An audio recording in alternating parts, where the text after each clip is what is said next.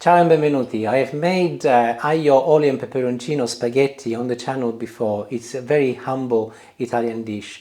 Today I want to make the same dish, but I'm going to be adding still some humble ingredients to make it a little bit more southern Italian, Sicilian specifically. My additional two ingredients are going to be breadcrumbs and also onion. I'm cooking for one, as Julie is not going to be with me this evening. So I'll start with some breadcrumbs. These are dried breadcrumbs, a couple of teaspoons. I've added some olive oil and I'm mixing them on a fairly high temperature. And as soon as they start sizzling, I'll turn them down. I don't want to burn them. I want to just gently brown them. And I'll keep the temperature on a medium-high until the oil has been totally absorbed by the breadcrumbs. They'll become dry and they'll change in a beautiful golden color.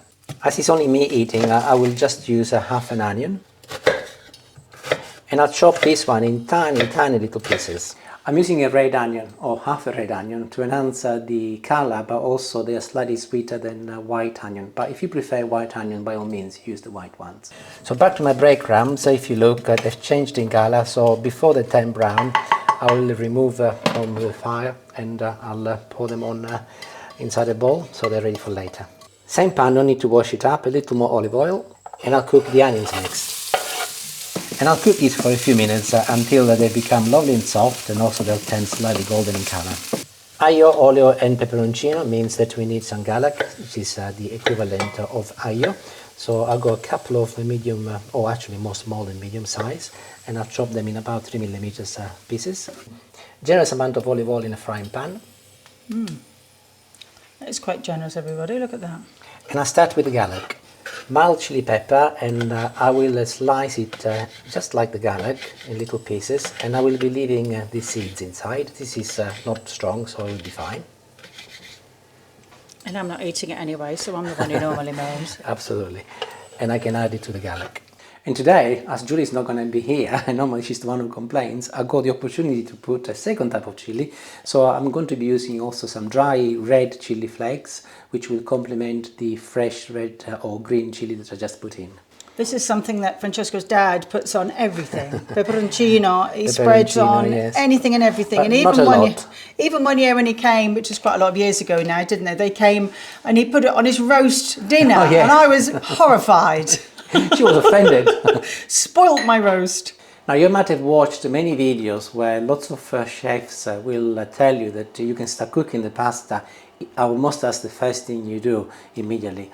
I don't think that's right, because there is a danger that you will end up overcooking the pasta. So my recommendation is, bearing in mind that this is a very quick dish anyway, is to get your ingredients ready first, get your aglio, olio and peperoncino going, and then you put the pasta in so that you can manage your timing better.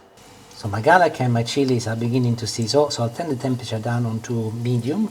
My water is beginning to boil. I'll add a little salt, followed by my spaghetti. Generally spaghetti, unless they are bigger spaghettoni, they don't take very long, so that's another reason why you want to wait until you've got your ingredients all sorted. And I'm keeping this on a medium high now, number 6 out of 9. I don't want my garlic to go brown. That's the last thing you want, otherwise it will get very bitter. I will keep it like this until I'm satisfied that it reaches a lovely golden color. And I'll turn it off now, and I'll come over here and I will remove a little bit of my starchy water, and I will add it like this. And that will prevent the garlic from overcooking, and it will give me a lovely and crispy outside, but it will be nice and soft on the inside. And I can manage this considerably better because all I've got to do now is wait for the pasta.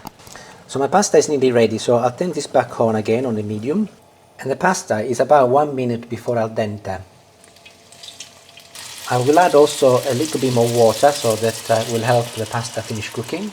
Turn the temperature up slightly, in 30 seconds we'll be ready.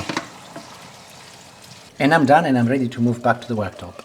Next ingredient is going to be some parsley, so I'm going to apply a generous amount on top, and I'll mix it together. Fork and a very large tablespoon, and I'll move it into a dish.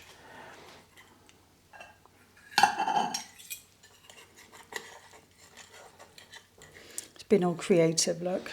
Yes, today we're trying to be a little bit more professional. What's that, because I'm not eating with you? I'm not sure how much more professional. I have to be honest that this is not my strength, so I think I'm going back to the old way. Neither of us are very good at serving in a polite, elegant way, are we? No, but Normally too that's hungry. fine. And I'm now ready to Sicilianize my aglio, olio and peperoncino. So here goes the onion first. And the real Sicilian touch, of course, is my breadcrumbs. And I'll be garnishing it with a little bit more parsley at the top next. And before you eat it, just a tiny little amount of olive oil on the top. Spoon and fork, Sicilian style of course, and tuck in.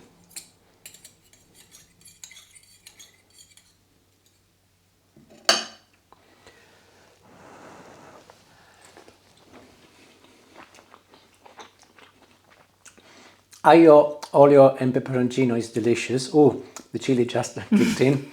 And it's a very humble dish. But the addition of the breadcrumbs and the red onion, they still retain that humbleness about it, but I think it elevates it to an extra level. So give it a shot and see what I mean. Arrivederci, grazie e buon appetito. Ciao.